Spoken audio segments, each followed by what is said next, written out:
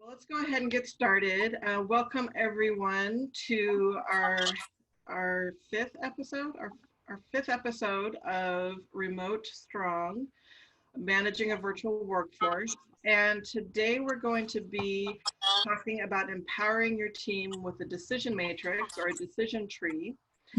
And just a couple housekeeping items before we get started. If you can please put any questions you have in the Q&A. Suzanne Crest is joining us in place of Jenny today, and so she will be monitoring our Q&A and making sure that we get those questions answered for you at the end. And without further ado, I'm going to get started. We're going to get started here. So, Laura, would you like to introduce yourself? Sure. So I run Freedom Makers. It is a virtual assistant staffing agency or a remote staffing agency, and we pair military spouses with small businesses. And we've been a remote business since the beginning for the past 5 years. And because of that, and because we help clients or businesses with basically working with their person remotely, we've built a lot or learned a lot about how to manage a remote team and run a remote team.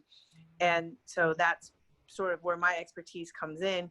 And some of you at the top of the call may have heard I am a reservist. I'm a veteran of active duty. I joined the reserves recently, and now I'm here in Mississippi for training while still the team is running the company while I am in class during the day, except for when they're on vacation, like Jenny is right now with her daughter. So yes, so that's us in a nutshell. How about you, Sarah? So I'm Sarah Skoronsky with EOS Human Resources Consulting. We offer HR outsourced services to small businesses who are not ready to have an HR person on site. We actually act as a virtual HR department, which means that we are working to help manage employees virtually. And that means that we need to utilize all these tools that we've been talking about to help guide the managers and the employees to their highest potential. So we have a team of 2 consultants and a generalist and myself who are all working together to make sure that employees understand what's expected of them, that they have that structure in place that we've been talking about, so that they can be that they can work at their highest potential. And Sarah, I just wanted to check with everyone. Can everyone hear okay? I hear some feedback, and I'm not sure if it's cutting in and out for you guys, but if, can you just let us know if you can hear that? Because everyone is on mute, Sarah, correct? Yeah, everyone's on mute. Laura, I think it might be when you're not speaking, we're getting a little bit of feedback. I don't know if that's from you, but we'll soldier through. Okay, just letting you know. Thank you. Thanks. All right, so we have been building on this idea of Remote Strong for the past several weeks, and our tunnel, our funnel of working this through continues to grow. And now we're going to talk about empowering our employees to make those decisions so that they can continue to work and continue to move forward without having to be guided every step of the way.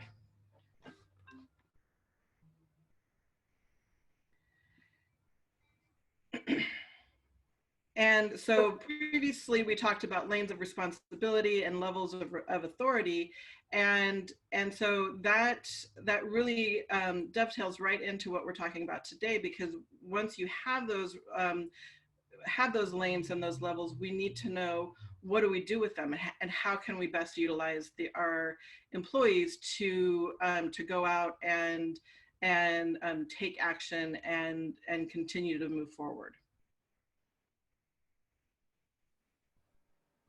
So I'll jump in here. I've been going on mute to try and reduce the feedback and chatter when I'm not speaking. So I guess we won't have as smooth of our banter as we normally do.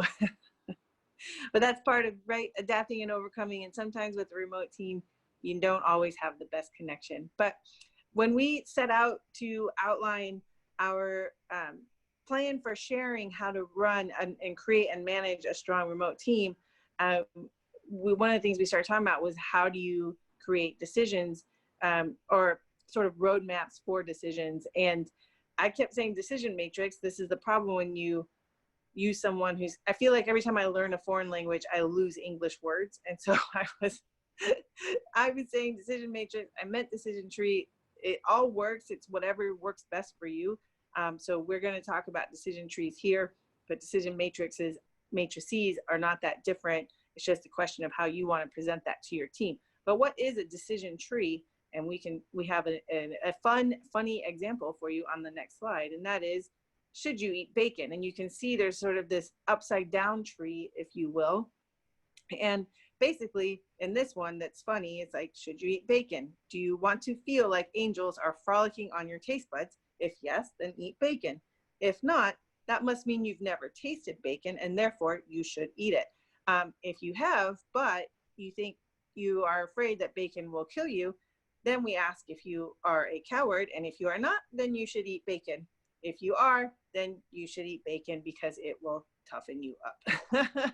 So just thought we'd have a little bit of humor there. Hopefully everyone's okay with the idea of bacon. I'm sure it maybe grosses some people out, but that is basically the idea of a basic, simple decision tree on where and when you should go in which direction based on the factors you are facing. Now, unfortunately, decisions are not always this easy. In this workflow chart, it always ended up with the fact that you need to eat bacon. And as a true bacon lover, I would agree. Suzanne, who's our facilitator today and is a vegan, probably not so much. But so there's not always one answer at the end. And so we need to make sure that we know how do we address this when we have different answers. Spot on. So where do you start when you are building your own personal decision tree for your company? And really, you want to start with what's important to you. And where you start with that is with your vision, your values, your mission, and or your guiding principle. And if you don't know those, it's important to start to figure those out and then start to share that with your team. Even if it's something very simple. For example, at Freedom Makers, we only had one guiding principle, no real vision or values until recently, but we had one guiding principle from the beginning, and that's what we started with, and that's what led a lot of our decision-making direction. So start with that. Start with sort of the big picture about what is most important to you and therefore to your business, or what's most important to you in your business. Hopefully those correlate or complement each other well, and then you'll go from there. So once you know sort of, I'd say the vision, values, mission, and guiding principles kind of define your North Star. And so then you know which way is north, and that's where you start with your decision tree. Right. And I think these, if you were to go back and apply this to any of the topics we've talked about, knowing these things are really going to help define and create an easier transition to managing remote employees, regardless of what step along the way you're at. And in this case, it's just about empowering those decisions. And as Laura said, it just makes it easier to know and to make those decisions and to define that decision tree when you have a clear guiding principle and a clear mission.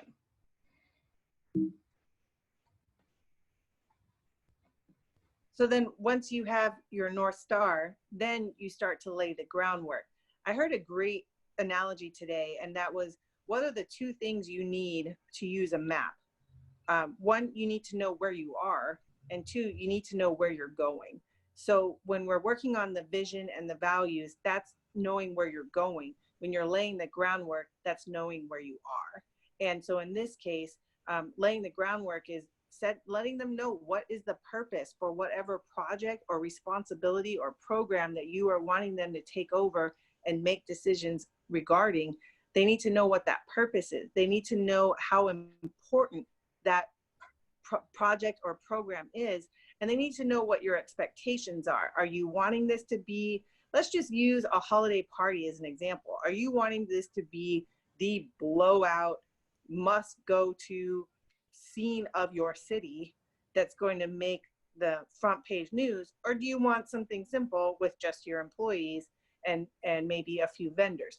So letting them know what the expectations are and therefore what the boundaries are, including the budget, so that they know within what parameters to operate in, and therefore what are safe decisions to make. And we'll talk about that more in a little bit, but letting them know the groundwork by defining sort of the outer walls, if you will, then also lets them know where is a safe place to make decisions.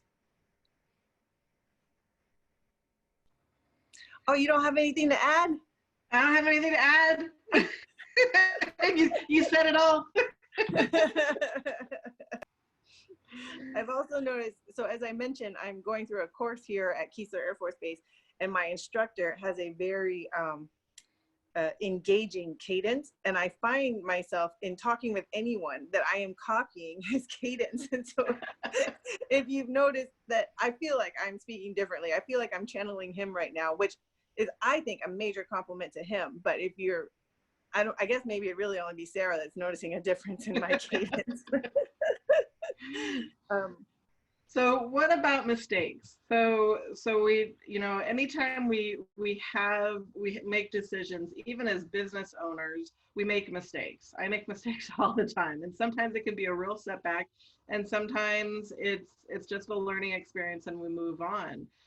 So how do we handle mistakes when we've delegated a responsibility to an employee and they've made a mistake? Laura, you want to talk about that a little bit? Sure. So, and I'll say too, as we talked about in the previous point about when you are very clear about your expectations and your boundaries, then that, as I was saying, that gives them a safe place to make decisions. Therefore, the mistakes hopefully will be tolerable. At the same time, oftentimes I have found that business owners tend to be perfectionists, or at least control freaks. That's part of why we started our own business, because our bosses never did it right when we had a corporate job, right? And so we were like, let me do this what better. You're talking about, Laura. By starting it myself. And so then we built what we consider to be perfection, or at least a level of excellence that we strive for. So then how do we trust someone else to continue to meet that level? And you know what? They may not be, and you have to be okay with that. If you are going to have a team and have them be empowered to run remotely, then you have to be okay with mistakes. Now, the key around that is you want to, of course, reduce that possibility or the damage from those mistakes as little as possible. And one of the ways we said that was, one, let them know where you're going, which is starting with the values and vision.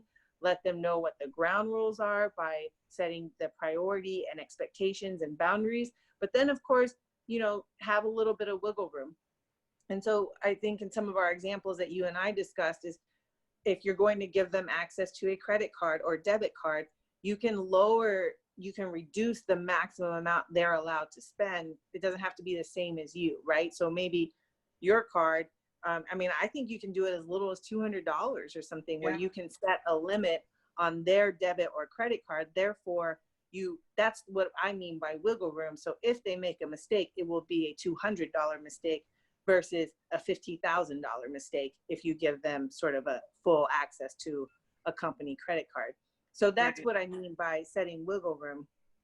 And I heard this quote the other day, and I love it. And that is, you have to develop in order to delegate. So when you're training them, when they are very clear on what your vision is and you're training them, then you're able to, as we talked about last webinar with the levels of delegation, you're able to increase your levels of trust with them and therefore delegate more. Right. And with those levels of delegation, it may be, as we talked about last time, that you start somebody at a lower level of delegation where they have to check in with you more often and then continue to grow. So maybe you give them a credit card or a debit card with a $200 limit on it. But 6 months down the road, when you've watched them, you've been able to kind of monitor what they're doing and what type of decisions they're making, and you're feeling more comfortable, then you can extend that to $500 or $1,000, depending on what type of work you're asking them to do. Exactly. And to me, the key takeaway is, well, you just got to start with, hey, mistakes are going to happen. I got to be okay with that. At what point am I not okay with that? At what point do I consider it non-recoverable, right? Because hopefully, even though you've built your perfect business, you've been in business long enough to where I'm sure there've been a couple of times where there's been a dissatisfied client, and you've seen that your business has still continued and you have still recovered from that. And maybe you made it right with that client. Maybe it was simply a misalignment of expectations, and therefore you were both happy to part ways. Either way, I'm sure that any successful business owner has lost a client or two, and yet your business has survived. So consider that, like, what exactly is that cost of a mistake, and is it really as big as you might think it is in your head? And that also reminds me of another story where a few years ago I felt like I was at a crossroads with my business, and I was terrified to make a decision because I felt that I remember liking it to, I was a rock on top of a point, and if I took a step in the wrong direction or any direction, it was going to tip the rock over and everything was going to come crashing down. And a friend said to me, he's like, I think you're thinking that that's going to happen with one step, when really it's going to be 10 steps before the rock tips over. But before you get to that 10th step, you're going to see it start to tip, and you're going to be able to backtrack. And that was a huge lesson for me about, hey, one step isn't necessarily unrecoverable. So think about that too. Like, start from there. Like, if you're terrified about mistakes, maybe you're not ready to delegate to begin with. So start with yourself to be comfortable with that. But then, of course, set your wiggle room to your comfort level. Right. So that reminds me of another story that I heard, continuing to use our military roots as a theme in our webinar Remote Strong series. And that is, I heard this story a few months ago by a gentleman who had been in the Army, now Air Force. He saw the error of his ways and came over to the Air Force. And and he talked about, in field artillery, there's always like a bombing range, and so they can practice aiming, really, right? And so if you look at this sort of shape, that's a computerized way to indicate a bombing range, the blue box is the entire bombing range, but the red box is really where they were allowed to aim and where it was considered a successful target. If they hit outside the blue box, that's like the local populace, where heads would roll if they did that. If they hit within that blue box, or outside the red box but within the blue box, that was scary, but that's part of that safety zone. Of course, their goal was to hit within the red box. So that blue area is what I want you to think of as your wiggle room, and that's where no one dies if the bomb goes, the shell lands in that area, but that's where some people will get that chewed out.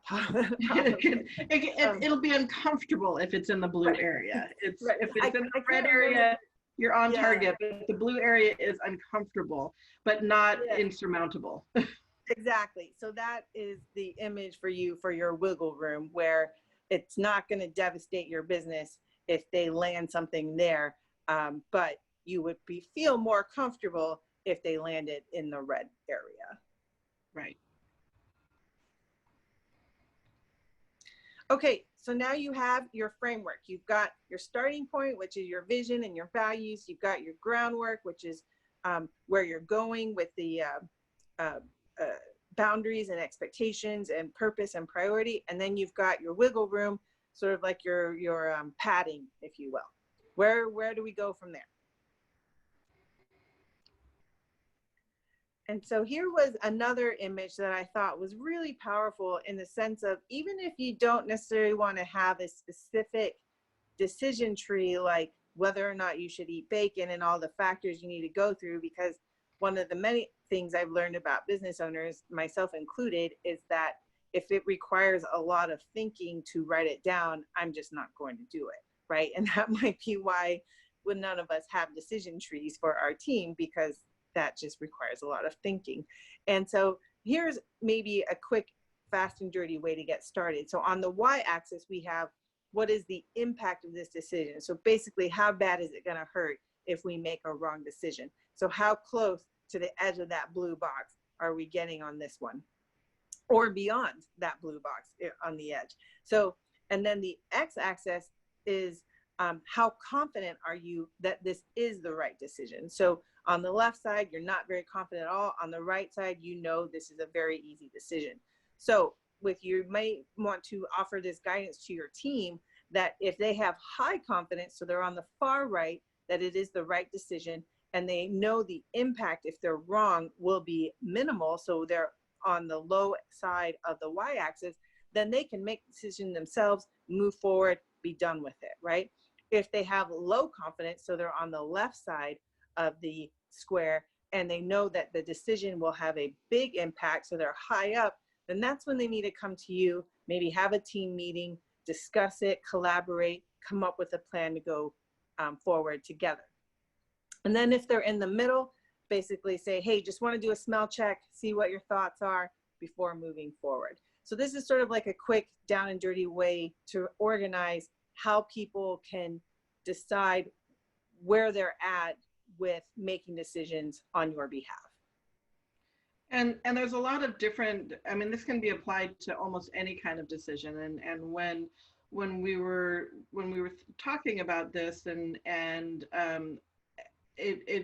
one of the things is that it's not just for your employees, but it's also for yourself. And I was equating it to, you know, as my company is growing, I'm bringing on new clients, and understanding the impact of those new clients, not only on my team just for the additional work, but if that client is the right fit for us, and if it's and what type of workload that's going to add. And so those are high impact decisions that I can't necessarily make in a bubble, being a small business owner, because that decision is going to affect my entire team. And but something like choosing a software, or choosing to update our signatures, that's a decision as a business owner I can make without a lot of input from the rest of the team, because it doesn't really affect how they do their day-to-day work. So this type of decision making can be applied both to the business owner and to our staff and our team. Yes, that is spot on. And I just feel like this graphic is a great tool to use anywhere, even in buying a house, or you know, any other like personal decision or anything. Like, it's kind of, I like how this is organized. Do you have any other examples of how you use this with your team?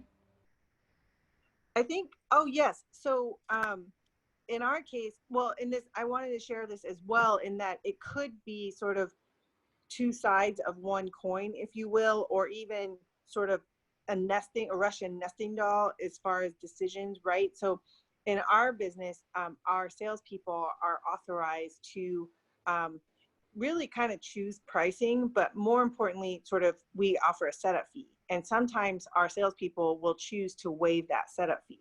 So that decision is theirs to make completely. They don't have to run it by anyone. They can choose that on their own. So then they can, whether or not their confidence level is up to them, but the impact is low, because that it's a minimal setup fee. So whether or not that person pays that doesn't really have a big impact on us as a company. Now, it may have an impact on really determining whether or not how ready they are to get started with us. And that's part of the reason why we have that setup fee, because we see that if they're ready to get started, then they're more willing to initiate that fee. But if it's free, then they'll just try it and then maybe not be as committed. But that's for the salesperson to decide on how committed they are when choosing to waive that fee or not. Now, from a business though, if everyone is waiving the fee all the time, then that can have a long-term impact on the business, because that does go to cover our overhead cost. Or maybe a clearer decision would be if our salespeople were offered to or authorized to offer discounts. So one discount maybe doesn't impact the business that much. But if every salesperson is offering a discount every time, then that does have an impact on the business. So then in that case, the decision becomes, what is our policy around salespeople authorization to offer a discount and how big of a discount? So then that decision changes with the confidence level and the impact. But for individual salespeople, so it's two different decisions, right? And so we can see the salesperson, that's a low impact, so they can make that decision. But then from a policy perspective around what salespeople are authorized to do from a discount perspective is another decision, and that does have a high impact, and our confidence level hopefully will be guided by data, and then we can know what is the right decision to reduce the impact, the negative impact of that decision. Right. Yes. So any type of decisions that you're allowing your team to make, being you still want to be able to pull the focus back and look at something from a 10,000 foot view, where you can see okay, am I seeing a pattern that is problematic? So as Laura was saying, if you see a salesperson who is always discounting, then you have to ask yourself, is there an issue with the salesperson, that they're not strong enough and they can't sell our service? Or is there an issue with our pricing, and maybe our pricing, or maybe we're not targeting the right people? But when you start to see a pattern, anytime you see a pattern with a business, you want to take that 10,000 foot view and start to look at it of, why is this happening?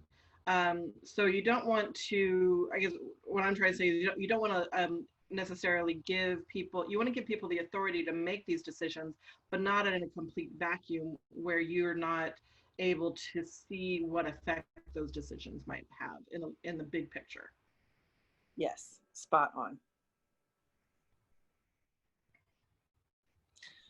Okay, so now you have all the tools to create your decision tree. You know where you want to go, where you are, how you're going to set it up, what levels of authorization or wiggle room you're going to offer. And so how do you go about starting to build it? And I wanted to share a story from Tim Ferriss in his book, The 4-Hour Work Week. And that was, he had an e-commerce business, and he wanted to be traveling the world and learning new things like the tango or boxing or whatnot. And he therefore could not be bogged down with hundreds of emails a day from customer questions. So he hired a customer service company, but then again, they were wanting to ask him, what are all the basically for a decision tree. And finally he said, if it will cost less than $200 to resolve the client issue, take care of it. I don't even need to know about it. You don't need my permission, just resolve it. If it's going to cost more than $200 to resolve the client issue, then involve me. So he went from something like hundreds of emails a week to 4, and therefore he, like the number 4. And so he was checking his email once a week. So that's just an example of how you can set a decision tree. So for him, that wiggle room was $200. He wasn't necessarily as concerned with the brand identity of his company. So he just said, if you can resolve it, with no real sort of guidance on whether it's a refund or a credit. Maybe he did give that kind of guidance, but really it was like, do whatever you think is right, for as long as it's under $200 to fix it. And so now that's a lot of wiggle room, right, as far as brand identity and values of the company. But from a cost perspective, that's not a lot, because it was just $200. Now, going back to that example, if thousands of clients are getting $200 refunds, and that may be another issue for him to readdress. So there's that story there. The key thing too, when you're building out this decision tree with your team, it's important to involve them in this discussion. You can ask them, hey, where are the bottlenecks where if you could make the decision, you could move faster or you could move more effectively? And where are the places where you need more support, more guidance, or even where you would feel comfortable with someone with it being escalated? And those are ways that you can involve them in the discussion. Do you have anything to add on that part, Sarah? Yeah, I think it's just important, again, reiterating the 5 levels of delegation and involving them in that discussion and understanding where they're comfortable with, so that you're not asking them to make a decision that is worth, up to $10,000, and they're really not comfortable making a decision that's worth more than $500, and making, because if you're asking them to do something outside of their comfort zone, they're going to trip on that, and it's going to end up costing more with their own self-doubt and they'll become a bottleneck because they don't want to make a decision and they don't want to disappoint you. So just be careful of how of making sure that people are involved in that, so that you're getting the full picture of what your team can do and is willing to do to support making those decisions. That's great. And I'll add to that if you haven't set your vision, set the groundwork, set the wiggle room, then they may not have everything they need to make appropriate decisions. So they may make a high impact wrong decision. So by involving them in that discussion, you're able to learn what they need, what they're missing from in order to make high impact right decisions, right? Right. And so I'll finish that off with a story about a commercial cleaner that I knew. And so, if you think about a commercial cleaner, they have monthly contracts, right? And so then every month she'd be like, okay, this one needs to add these sub-services or products. This one got a discount for this much. And this one, like every month, she was the one, the owner was the one who was the expert or the knowledge person on what everyone needed to be billed at, BILLED, right? Billed at. And she ended up hiring a coach to come in, or like a consultant to come in to just sort of do like a strategic retreat with her team, completely not knowing that this was an issue, just thought it would be a good thing to do, to have sort of a strategic retreat with her team. And during that retreat, it came out that her team felt very handcuffed by that. It slowed them down. They didn't necessarily understand why they couldn't do it, or why they couldn't necessarily have access to that information to be able to create those invoices themselves. And it was tough for her to hear, but she shared with me, but she was willing to hear it and willing to change up how they did things in order to make the team stronger and really to make the team move faster and more efficiently. Mm-hmm. Yeah, I think it's really important that as business owners, we recognize that we can sometimes be our own worst enemies, and we need to get out of our way and allow our team to our team to help us, and that's why we hired them. So. Yeah, and that's true, and I know I could see the fear, like what if someone screwed that up and now you're impacting revenue, right? And so there's that fear of a high impact mistake. And so then that's when we can talk about what our next webinar is around building workflows. And so we can talk about how do you kind of put those checks and balances into place to also reduce the chances for mistakes. But in general, like, the cleaner you have it, right? Or sort of, and going back to that framework, you're able to reduce those mistakes as well. Right. So how do we get started, and how do we get our employees to a place where they can start to make decisions? And the first function, I mean, there's so many different functions within the company that we can start to give our employees that authority and give them the ability to make those decisions. But the first one is the front line of any kind of customer facing function that they have, and making sure that, you know, as the example of Tim Ferriss, where he allowed those customer service people to make a decision up to $200, then that took him out of that circle of conversation. And you know, and it's really interesting to see different companies that are handling this and how they handle it. And you know, for me, it's, you know, we have a couple stories of experiences where it's really apparent when employees are given the opportunity to make those decisions and the impact that it can have. And you know, recently I switched from Comcast, the behemoth Comcast, who I felt completely tied to and strapped down because they were the only company that had internet in our area. And a new player came into town, and Common, which I think currently is in San Leandro and is in Alameda, is a small company. They're getting started. Their model's a little bit different.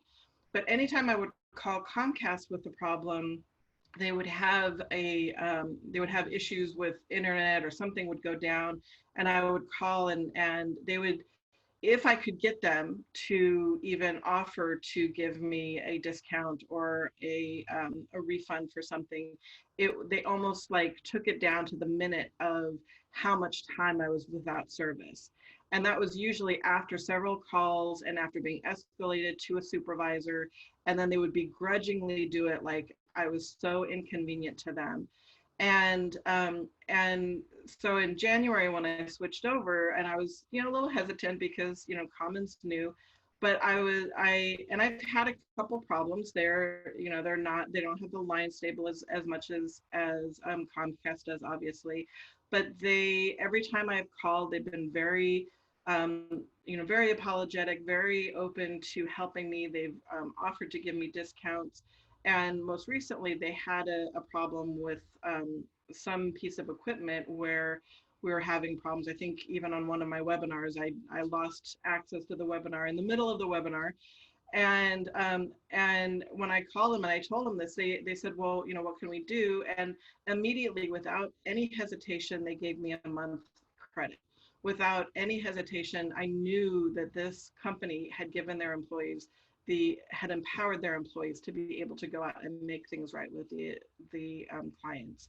And that's really what we're talking about, is getting started, is giving the employees the opportunity to make things right and to do the right thing, and to trust that you have the employees in the right place to do those things, so that you don't have to worry about them and you are continuing to build your clientele because you have this good karma out there.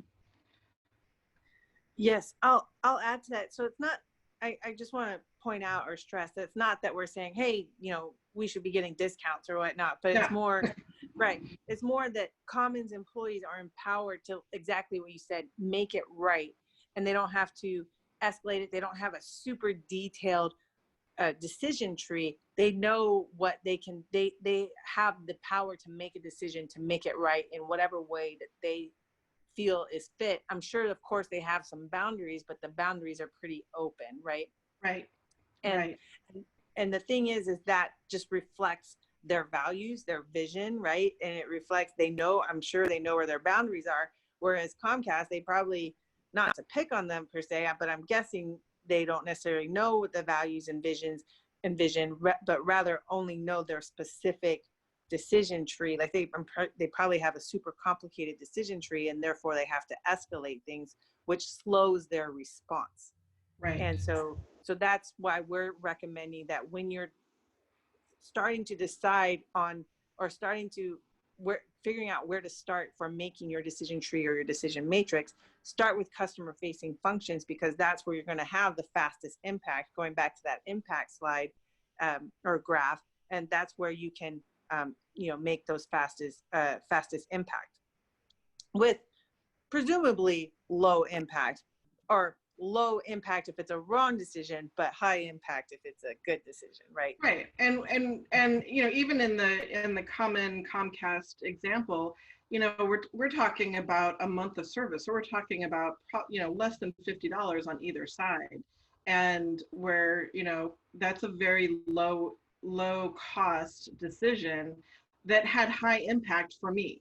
That for as the customer, it was high impact in it, and even though there were some technical glitches with Common, I'm more willing to stay with them because I know that they're going to take care of me. They're going to do whatever they can to take care of me.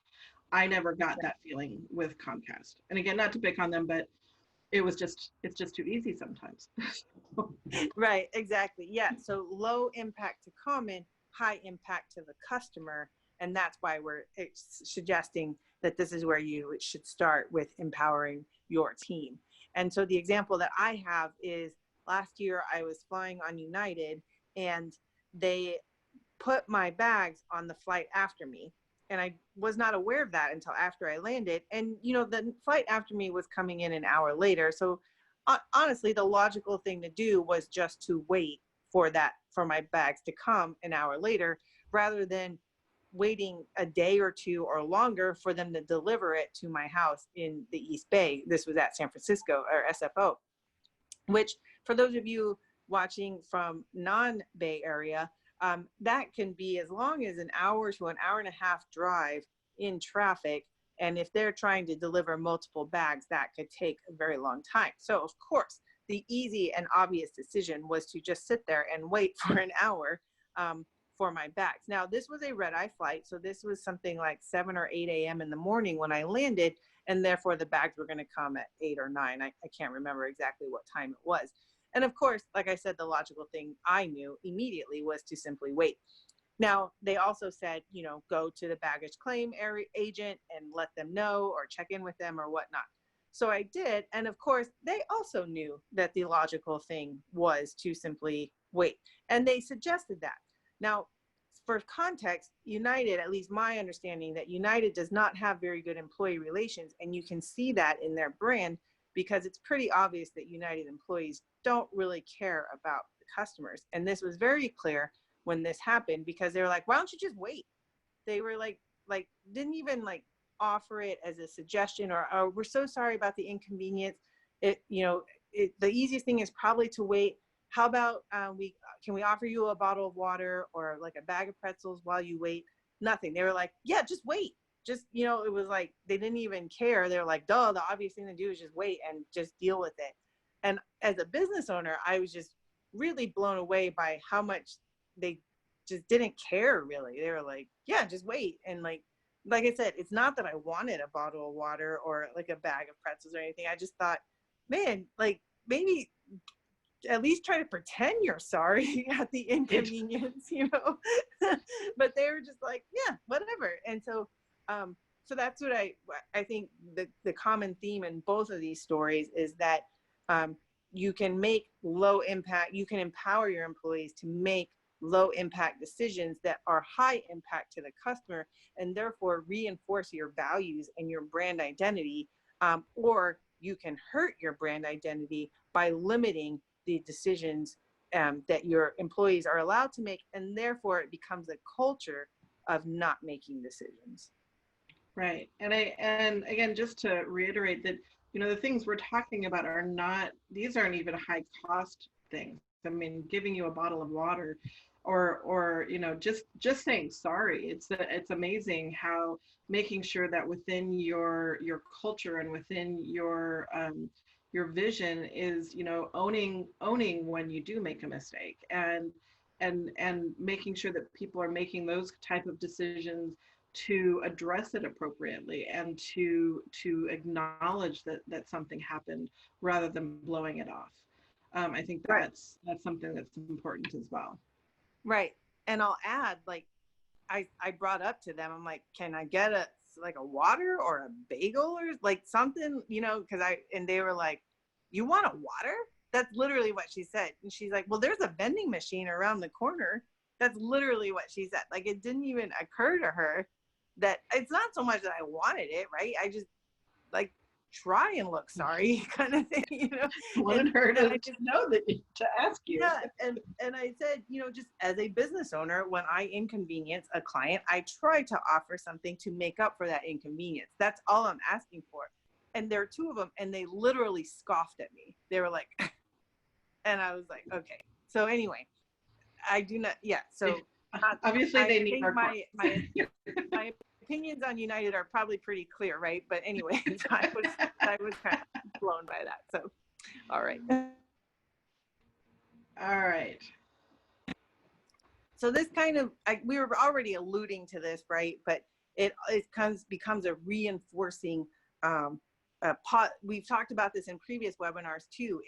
If you are not setting up your team to run strong remotely, then you have this negative reinforcing cycle. And in this example here, this is a positive reinforcing cycle where if they are empowered to make decisions, they're able to be more responsive either to clients or to their teammates or to you. And then that leads to repeat clients. Repeat clients reinforces your brand identity, which then reinforces your values, which then reinforces the parameters in which to make appropriate decisions. So it is a positive spinning cycle. Yes, it definitely is. And I think each of those, and I think it can grow as, you know, as we talked about with them being empowered to make decisions, and the more comfortable you are with them making decisions and giving them more authority and more permission to make bigger decisions, then that can also grow this entire circle and cycle, so that they can be even more responsive. There's less bottlenecks if they can make those decisions, you know, at the time it's happening, rather than having to go back and check with somebody.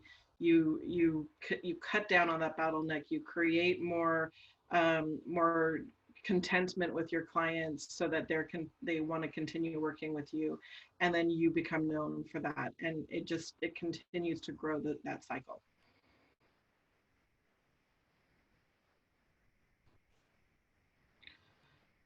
All right, so we've come to the end. Anything else you want to say, Laura, before we wrap it up? I'll just, no, I think, I don't know. I'm really fired up about this one. That's all I'll say. Yeah, and it's, you know, I think it is an important topic. You know, it's really without being without allowing our employees to make those decisions and to have the authority to do that. I think we're holding ourselves back as business owners, as managers, to really grow the business and to grow the company and to grow that good morale within our team.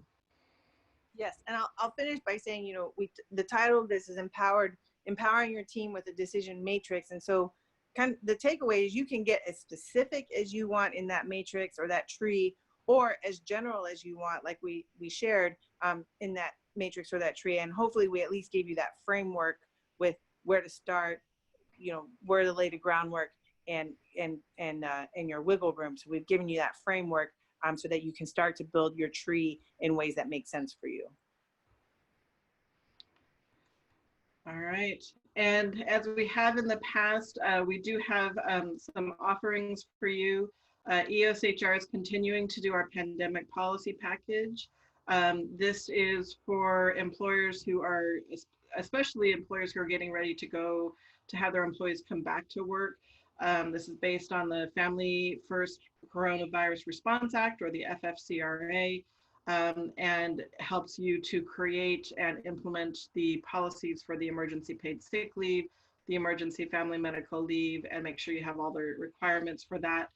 I will say that we're got this priced at $99. At the end of June, this will be going back to our regular price. So I encourage you to take advantage of this if you have not already. And you can go to go.eoshr.com/COVID to enroll and purchase that package. Awesome. And so we've been offering a battle rhythm audit, and really in light of today, you know, it's really just sort of anything you want to go into more detail about, aside from the legal review. That's not my expertise. That's where you get the pandemic package. Yep, that's where we come in. Right. But if you want to talk about where you're at with your decision tree, or you want to review, your battle rhythm with your team, that's what we're there for. We'll go over how you currently do things. We'll talk with your team about their obstacles, and then we'll put together a report on where we can see where you can start first, really, and get more bang for your buck by addressing those gaps in your remote strong process, including your battle rhythm and your decision tree and things like that. And even next time when we talk about workflows, and we'll put that report together for you for free at this time, because we've just found that a lot of our clients need that too. So we offer that sort of already on the fly. And so this is a more structured way to offer that. And you can get that by clicking on that link or pointing the camera on your phone at that QR code. All right. And before we open it up to questions, I just do want to remind everybody that in 2 weeks, we will have our next episode of Remote Strong. And as Laura mentioned, that will be on workflows. And so this is Laura's realm. And so she'll be taking a lot more of the lead on presentation, but really digging in on creating those workflows. And it's not about technology, because as she says, technology only amplifies what you've got, but really setting up that structure so that you have a process in place that everybody can follow. And I also want to let you know that in light of so many things going on, the next episode of the HR Power Hour will be next Friday, June 19th. And we will be focusing on recognizing unconscious bias and how that plays into the workplace, and some things that we can do to recognize it and to address it. So join us next Friday, June 19th at 3 p.m. Pacific for that. And we will open it up to any questions. Great, thank you, ladies. Could you please go back to the decision matrix slide? Thank you.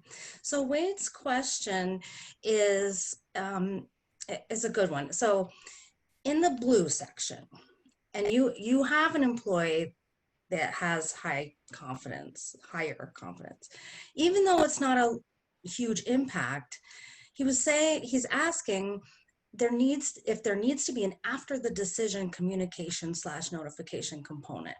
You guys mentioned having those checks and balances, but I can see where, maybe they're a little overconfident and they shouldn't have done that. Right. Well, yeah, you definitely need to have some sort of checks. You also want to make sure that you have whatever balance you give to people, and this is where Laura was talking about the wiggle room, making sure that if you have if you're telling them that it's okay for, using it in numbers terms, that it's okay to do $500 worth of a cost or of a loss or whatever that is, that internally for yourself, you're okay with maybe $750, just to give you that wiggle room if they do get a little overly confident. But you also want to make sure that you are checking those things, that you're tracking those things. There are some tools that you can do. So again, if you're using a monetary, if they're using a debit card, then usually you can get some sort of notification of any time somebody uses that. But if somebody has is making a decision to discount something or to refund something, it may be that it's not that you have to approve it in order for it to move forward, but maybe it's that you just have to acknowledge it, so that you're not bottlenecking the situation, but you see it come across your desk and decide how you want to track those things again. Because if you are doing it with a salesperson or any type of person and they're consistently giving things away, you really need to look at why are they always giving things away? Why are they, is there an issue with their performance, or is it an issue with the service in general, and being able to manage that and making sure that people understand that you have to look at it from a holistic view, that you're not looking at it like they're doing something wrong, but what could they have, what could be the cause of always having to give this certain type of service away. Laura, do you have Yes. anything to add? Yes, that was great. And I'll add a couple things. One, I apologize. I think when I added a border, I forgot to include the, what's that called? The credit for this. And so this graph came from a site called simplybroken.com. At simplybroken.com, basically it's trying to break things down into simpler things. So simplybroken.com is where this came from. I just want to make sure I give appropriate credit. Thank you, Suzanne, for posting that. And so, yes, to your point, like you always want to be checking, and also a couple of things. So as we discussed in our last webinar, if they're a level 5 person, you may not need to be having that after action review with their decision. However, if you are developing them in order to delegate, then absolutely you want to make sure you're having that sort of after action review, also known as hot wash in the military. And so you want to make sure that you are reviewing that with them, because then now you're guiding them in why you would have wanted them to make a different decision, or why you thought this was a good decision. And I always recommend bringing that back to your values and your vision, right? So in, say it's a customer facing decision, you're like, this is why, yes, you did make the right decision because you saved that client for us. Or maybe you didn't need to be as harsh with them because we already know they're a good client. So those are factors to consider when you're making that decision next time. And I will advise, especially for your leadership, you want to make sure that you are encouraging things that are in alignment with your values, the company's values, and discouraging things that are outside of that. So even if you on the inside are flipping the F out by their decision, hopefully, like Sarah said, you've had that wiggle room so the decision isn't necessarily damaging, but also outwardly to them, you want to be more of a mentorship type rather than sharing your inside turmoil, inner turmoil with that. And at the same time, or one other example was lately, one of our team members has started making decisions, and she'll post in our team software. We use Asana. I know we've talked about Asana before, and we'll talk about it in more detail later. But she'll say, a client asked me about this, and I went ahead and said, yes, I hope that's okay. And so far, it's always been great. And I'll always say, yes, that was a good decision. Or, and to the question's point, maybe I need to be more specific about why I thought that was a good decision or not. But, you know, she has started to recognize as we get the team gets to know more and more about why I make the decisions I make. They've started to recognize that, and they're starting to test making those decisions on their own as well. And therefore increase the response time to the client or the freedom maker. And so absolutely, I think that is a great suggestion, especially when you are developing your team members. Right.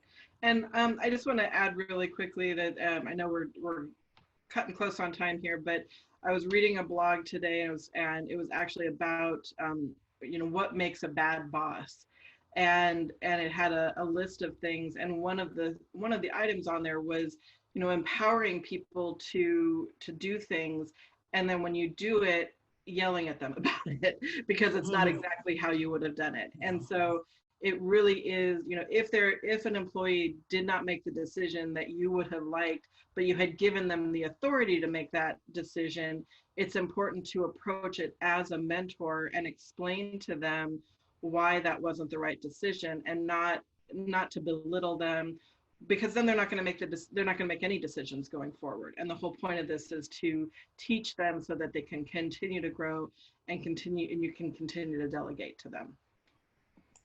I love it. Love it. All right. Great, ladies. Well, we don't have other questions, but I do see the opportunity to fill out a survey after this webinar. Yes. So I want to encourage everyone to go back to their browser. It should be in a separate tab, and please go ahead and fill out that survey so that while we continue to do these remote strong series, we will tailor it more and more to what you are looking for. All right. Thank you, everybody. Thank you, Suzanne, for pointing that out. And thank you, everyone.